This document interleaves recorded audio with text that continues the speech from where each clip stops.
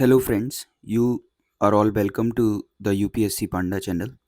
और आज हम बात करेंगे section officer limited departmental competitive examination की।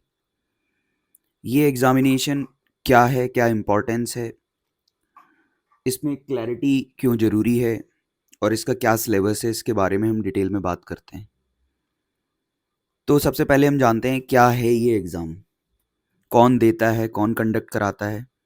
तो ये एग्ज़ाम वो सारे एएसओस देते हैं, असिस्टेंट सेक्शन ऑफिसर होते हैं हमारी मिनिस्ट्रीज़ में।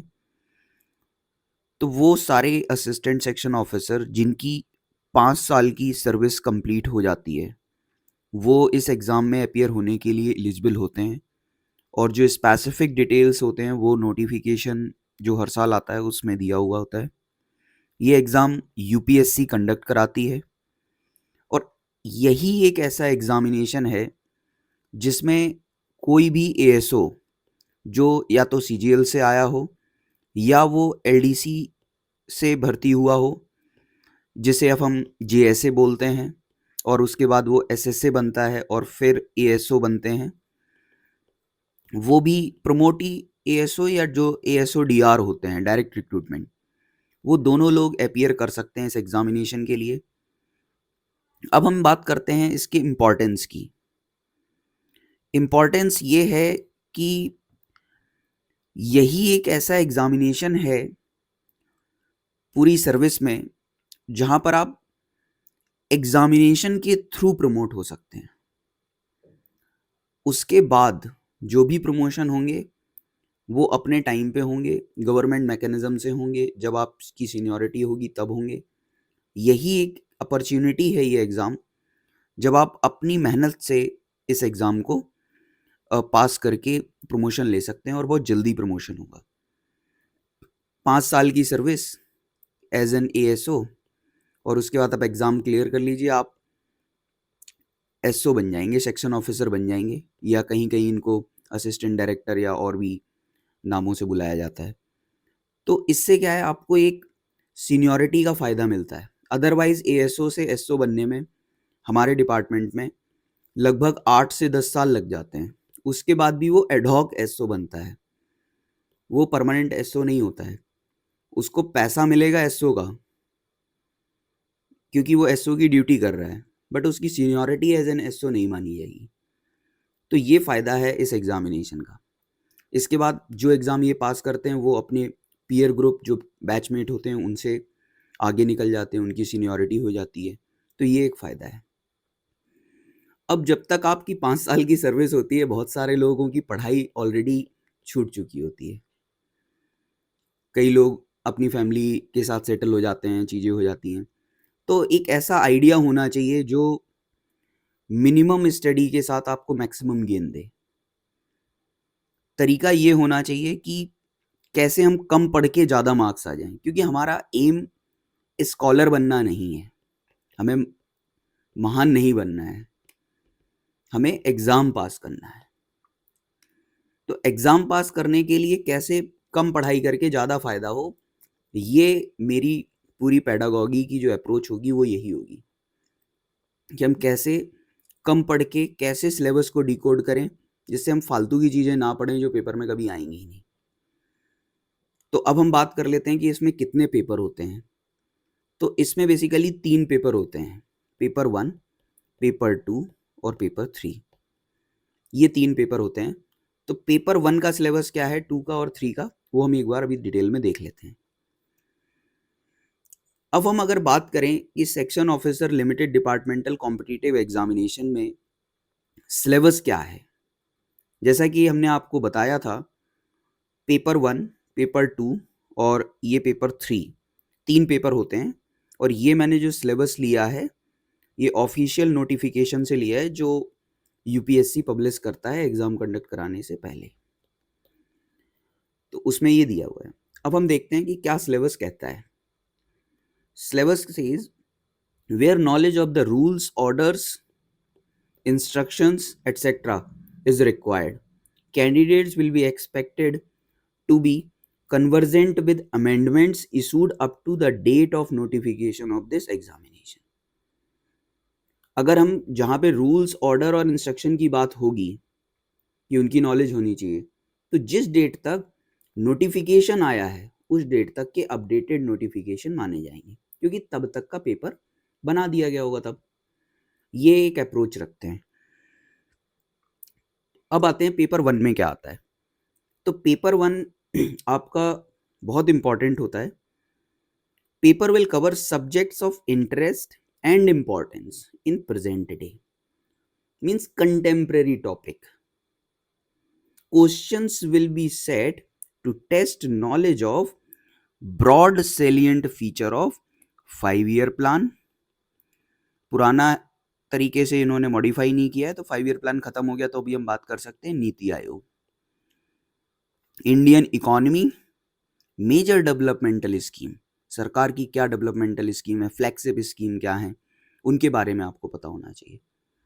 As also intelligence awareness of current affairs both national and international.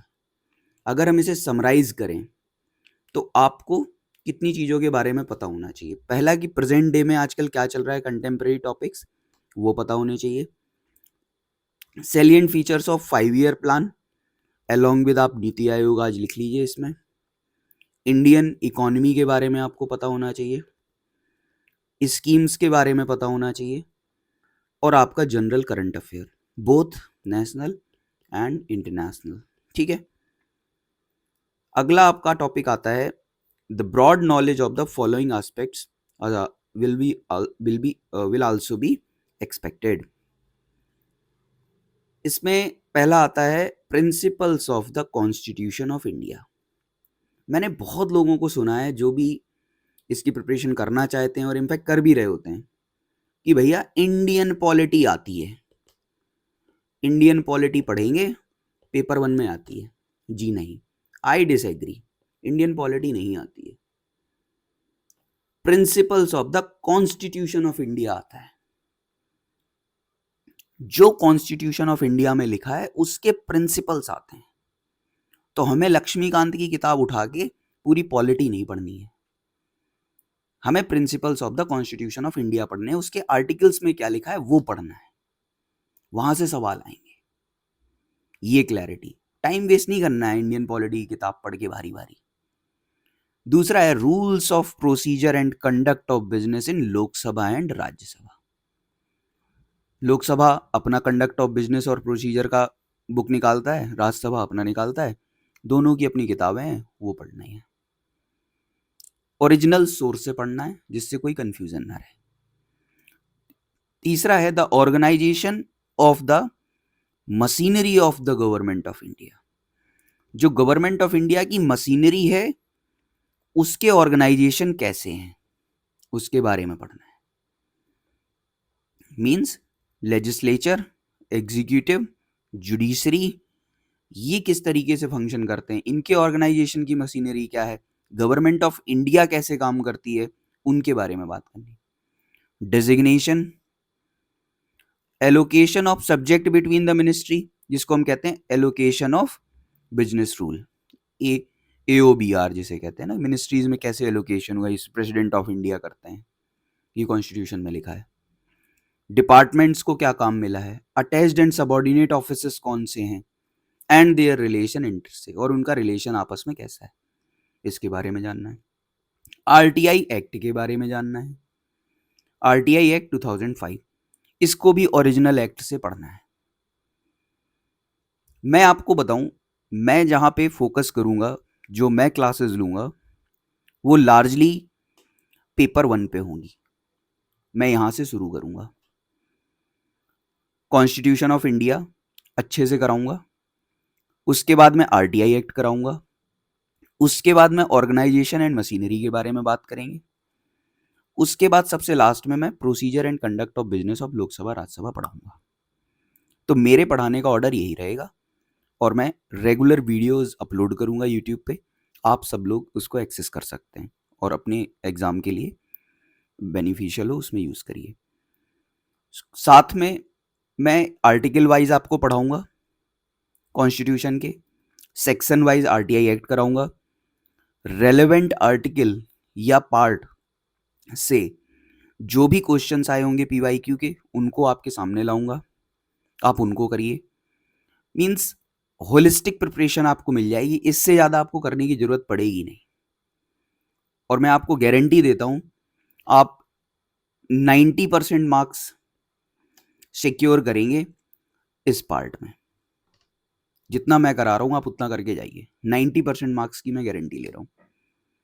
क्योंकि 10% में करंट अफेयर वाला कुछ ऐसा आ जाएगा जो आप शायद नहीं सुना हो, तो उसको छोड़ दीजिए। अगर आप 90% कर रहे हैं एक्यूरेसी के साथ, बहुत अच्छा है ये। अब बात आती है पेपर 2 की।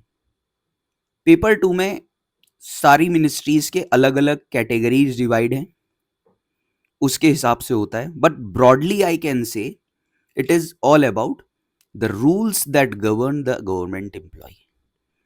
गवर्नमेंट एम्प्लॉयज के ऊपर क्या रूल लागू होते हैं उसके ऊपर है। अलग अलग मिनिस्ट्रीज में अलग अलग थोड़ा थोड़ा मॉडिफिकेशन होता है। जैसे कहीं पे जीएफआर है, तो फिर मिनिस्ट्रीज जैसे एफएचक्यू की बात करें हम कैटेगरी 10 में, तो इसमें financial regulation part 1 revised edition और इस टाइप से है। तो बेसिकली जो आपका पेपर 2 है उसमें सारे रूल्स आते हैं, pension rule, leave rule, conduct rule, classification control and appeal rule, ठीक है, मेमोरेंडम ऑफ ऑफिस प्रोसीजर पे आता है सवाल, ये सब। अब बात आती है पेपर 3 की। पेपर 3 में आपका सब्जेक्टिव एग्जामिनेशन होता है। जैसे पेपर 1 और 2 ये ऑब्जेक्टिव होते हैं, 4 ऑप्शन होंगे, एक ऑप्शन आपको सिलेक्ट करना है, वो सही है। पेपर 2 सब्जेक्टिव है, इसमें नोटिंग ड्राफ्टिंग करनी होती है, प्रेसी राइटिंग करना होता है, ठीक है। तो इस टाइप से आपको ये पेपर 3 का सिलेबस है जो कि सब्जेक्टिव होता है। इसके बारे में डिटेल में हम आगे बात करेंगे। Thank you. अभी हम अगले क्लास से शुरू करेंगे पेपर 1 में constitution of India. Thank you.